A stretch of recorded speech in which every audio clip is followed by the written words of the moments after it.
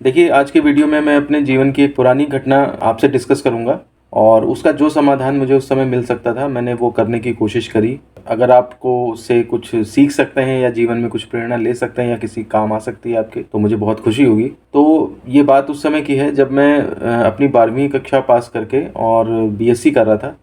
मैं उस समय कोटद्वार में रहता था, एक ज़िला है ये, उस समय तो तहसील थी। और ये आपका यूपी के बगल में उत्तराखंड जो लगता है, नजीबाबाद के पास, वहाँ से 25 किलोमीटर दूर कोटद्वार है। और मैंने अपना बीएससी एमएससी और बीएड वहीं से किया है। और वहीं पर उसके बाद मैं एक प्राइवेट जॉब करता था और ट्यूशन्स भी पढ़ाता था फिज़िक्स की। तो प्रॉब्लम ये हुई थी कि मेरे बीएससी के पेपर चल रहे थे और एक पेपर और दूसरे पेपर के बीच में लगभग 2 या 3 दिन का गैप हो जाता था। तो इन्हीं में से एक दिन ऐसा हुआ कि एक गलती हुई मेरे से। और गलती वो ये थी कि मैंने गैस पे कुछ रख दिया था, एक भगोना, कुछ गर्म होने के लिए। और उसके बाद मैं पढ़ाई में लग गया।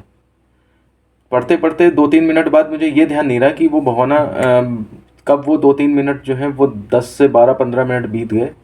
और वो भगोना जो है काफ़ी ज़्यादा तेज़ गर्म हो गया, जबकि गर्म करना था मुझे उसे इतना कि जिससे कि मैं उसे नॉर्मल हाथों से भी उठा लूँ, हल्का सा गर्म करना था। लेकिन चूंकि टाइम का एहसास नहीं हुआ और भगोना बहुत तेज़ गर्म हो चुका था। मैंने क्या किया, पढ़ाई से जैसे ही मेरा ध्यान टूटा थोड़ा सा कि हाँ अब तो गर्म हो गया होगा वो, मैं गया और इस अंदाज से कि ये थोड़ा सा ही गर्म है, मैंने उस भगोने को टच किया और उठा करके रखने की कोशिश करी। लेकिन जैसे ही मैंने उसको उठाया और मेरे हाथों में इतनी तेज़ से वो गर्म चीज़ लगी, गर्म भगोना लगा। और चूंकि वो हवा में था, हाथ में था, तो इसलिए मैं उसे कहीं छोड़ भी नहीं सकता था।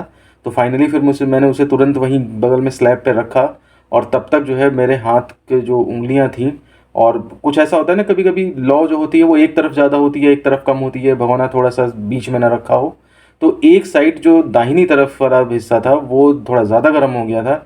और मेरे दो दो तीन उंगलियां होती हैं जिनसे ये पकड़ा जाता है भगोने को, वो 2-3 उंगलियों की खाल जो है वो थोड़ी सी निकल गई। और मतलब इतनी समस्या हो गई कि मुझे पेन वेन पकड़ने में भी दिक्कत होने लगी।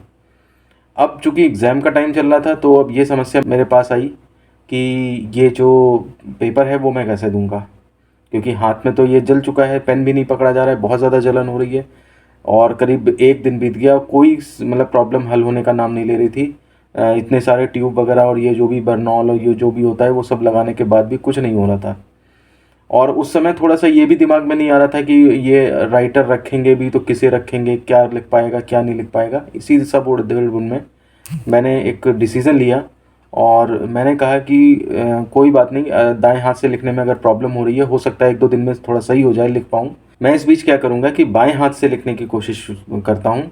और अगर मैं थोड़ा स्पीड बढ़ा लूँ इस दौरान, तो पेपर में जो है वो कुछ ना कुछ तो इतना लिखाऊंगा कि पास होने भर का हो जाएगा।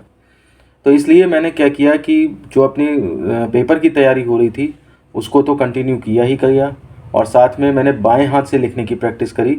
जो आर्टिकल्स, जो क्वेश्चंस जो हैं वो तैयार करके प्रैक्टिस करनी होती थी, उसको मैं बाएं हाथ से लिखने की कोशिश करने लगा। और धीरे धीरे धीरे धीरे 1-1.5 दिन में थोड़ा सा मेरा जो स्पीड है वो थोड़ी डेवलप हुई, उतनी तो नहीं जितनी कि दाएं हाथ से थी, लेकिन उसका 50% आप कह सकते हैं मैंने उन 1.5-2 दिनों में डेवलप कर लिया। ये इसे कहिए डर के मारे या जैसे भी करके वो एबिलिटी मैंने डेवलप कर ली। वो एबिलिटी आज भी मेरे पास है। हाँ, ये हो सकता है कि चूंकि अब ज़रूरत नहीं पड़ती है तो इस वजह से जो है वो उसकी रिक्वायरमेंट, उसकी जो स्पीड है वो 50% से घट के हो सकता है 10-5% रह गई हो। लेकिन इस समस्या का समाधान जो मैं उस समय ढूंढा वो ये था। और ये मुझे लगता है कि थोड़ा बहुत एबिलिटी हर एक को अपने पास रखनी चाहिए। कभी भी आपके साथ कुछ भी हो सकता है एग्ज़ाम्स के टाइम में, या कहीं पे आपको दाएं हाथ की ज़रूरत है कुछ लिखने के लिए, और मान लिया सपोज़ करिए वो नहीं अवेलेबल है उस टाइम पे, कोई समस्या हो गई है, कोई चोट लग जाए या कुछ प्लास्टर बंधा हो, कुछ भी हो सकता है। तो उस समय जो है वो बाएं हाथ से आप जो है थोड़ा बहुत काम अपना चला सकते हैं। अब मैं आपको बताता हूँ कि एग्ज़ाम के दिन क्या हुआ। तो एग्ज़ाम के दिन तक 2 दिनों में मेरा जो दायां हाथ था वो इतना सही हो चुका था कि मैं उससे भी लिख सकता था। तो मुझे बाएं हाथ से लिखने की आवश्यकता नहीं पड़ी वैसे उसमें। तो एग्ज़ाम मैंने दाएं हाथ से ही दिया, थोड़ी बहुत समस्याओं के साथ वो पेपर बहुत अच्छा हुआ।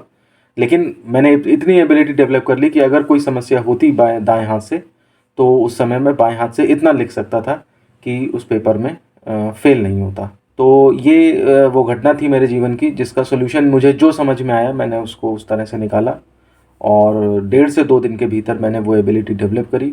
आप कह लीजिए डर के मारे, या कह लीजिए लगन थी, या जो भी आप कह सकते हैं इसे।